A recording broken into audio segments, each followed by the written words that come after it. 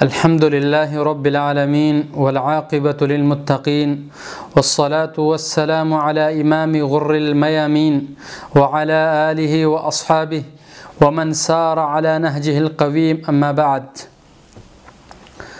Prime Canada T V کے ناظرین کرام، میری طرف سے السلام علیکم ورحمۃ اللہ وبرکاتہ۔ رمضان کا آخری عشرہ جو کہ ہماری زندگیوں سے رخصت ہو رہا ہے، ہمارے زندگیوں میں ایک دفعہ پھر بہترین خزانے لے کر آیا۔ یہ وہ عظیم عشرہ ہے کہ جس کے بارے میں نبی کریم صلی اللہ علیہ وسلم فرماتے ہیں کہ اس میں ایک رات ہے جو اس کو تم تلاش کرو طاق راتوں میں، وہ رات لیلۃ القدر خیر من الف شہر، جو 1000 مہینوں کے عبادت سے زیادہ بہتر ہے۔ انسان اگر اپنی پوری زندگی عبادت کرتا ہے اور وہ اس عبادت کا مزہ لیتا ہے، حقیقی معنوں میں رب کی بندگی کرتا ہے، تو وہ شخص کامیاب و کامران ہوتا ہے۔ لیکن اگر میرے اور آپ جیسا گنہگار ایک شخص اگر وہ یہ عبادات نہیں کر سکتا، اگر وہ ان طاق راتوں میں سے ایک اس رات کو پا لے جو لیلۃ القدر جس کو کہا جاتا ہے، تو یقیناً 84 سال کی عبادت کا ثواب اس کو مل جاتا ہے۔ تو جتنی ہماری عمر ہے شاید اس سے بھی زیادہ ہمیں اجر و ثواب مل جاتا ہے۔ آج ہمارا 23واں پارہ جو کہ شروع ہو رہا ہے سورہ یاسین سے۔ سورہ یاسین کی فضیلت یقیناً ایک بہت بڑی فضیلتیں ہیں اس کی۔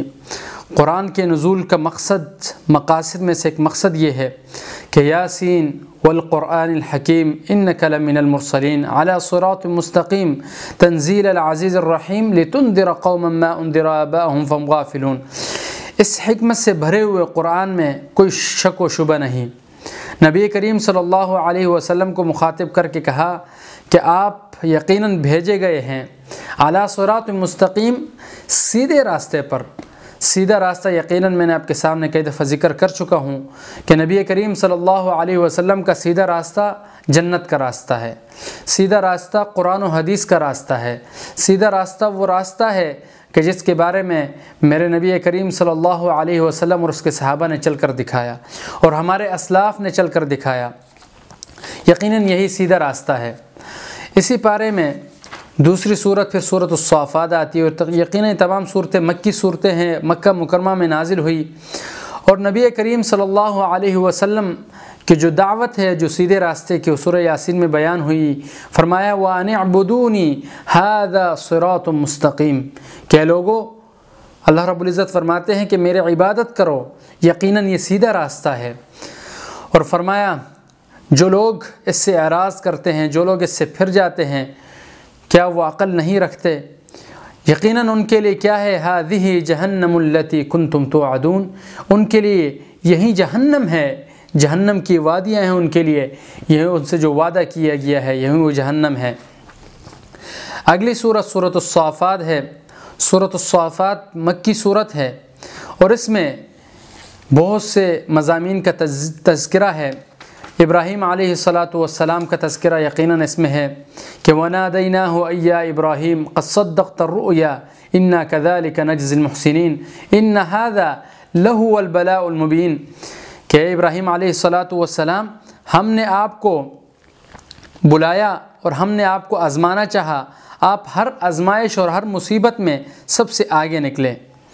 اور اسی طرح جنت کے مناظر کا اس میں تذکرہ ہوا ہے، قیامت کا دن نافرمانوں کی حالت بیان ہوئی ہے، اور یہ وہ عظیم صورت ہے کہ جس کے بارے میں کافر کہتے تھے کہ یہ قرآن ایک کاہنوں کا کلام ہے یا ایک جادوگروں کا کلام ہے، لیکن یہ وہ عظیم کتاب اس صورت میں ذکر ہوا کہ یہ یقیناً مقرب فرشتوں کے باقاعدگی سے نزول ہوا اس کا۔ نبی کریم صلی اللہ علیہ وسلم ان کی حفاظت میں تھے اور ابراہیم علیہ السلام وہی لے کر آتے اور آپ علیہ السلام کو سناتے۔ انبیاء علیہ السلام کے خدمات پر خراج تحسین پیش کی گئی اس صورت میں، اور ابراہیم علیہ السلام کی دعوت توحید کے لیے جو قربانیاں تھیں اس کا ذکر ہوا، اور اسماعیل علیہ السلام کی قربانی کا یہاں ذکر ہوا۔ وَنَادَيْنَاهُ أَيْ يَا إِبْرَاهِيمُ قَدْ صَدَّقْتَ الرُّؤْيَا إِنَّا كَذَلِكَ نَجْزِي الْمُحْسِنِينَ وَفَدَيْنَاهُ بِذِبْحٍ عَظِيمٍ وَتَرَكْنَا عَلَيْهِ فِي الْآخِرِينَ سَلَامٌ عَلَى إِبْرَاهِيمَ۔ اللہ رب العزت خود فرماتے ہیں کہ سلامتی ہو ابراہیم پر کہ جس نے اپنے بیٹے کو ذبح کرنے میں کوئی تاخیر نہیں کی اور اس کو لے آئے۔ اور علامہ اقبال رحمہ اللہ تعالی شاعر مشرق فرماتے ہیں کہ یہ فیضان نظر تھا کہ یا مکتب کی کرامت تھی، یہ فیضان نظر تھا یا مکتب کی کرامت تھی، سکھائے کس نے اسماعیل کو آداب فرزندگی۔ یہی وہ اسماعیل علیہ السلام تھے کہ جس نے اپنے ماں باپ کے حکم پر لبیک کہا اور فرمایا کہ جو آپ فیصلہ کرتے ہیں، جو آپ ہمارا رب جس سے راضی ہوتا ہے وہ آپ کر گزریں۔ تو اس سورۃ الصافات کے مضامین تھے اور اس میں فرمایا سبحان اللہ عما یصفون، اور آخری آیات جو ہے سبحان ربک رب العزت عما یصفون، پاک ہے ہمارا رب جو عزتوں والا ہے، جو بڑے وصف رکھتا ہے، وہ سلام علی المرسلین والحمد للہ رب العالمین۔ اس سے آگے سورۃ الصاد ہے، یہ بھی مکی صورت ہے۔ صاد حروف مقطعات میں سے ایک حرف ہے اور یقیناً اس صورت کے شروع والا یہ حرف اسی کی وجہ سے مناسبت سے صورت کا نام سورۃ الصاد رکھا گیا۔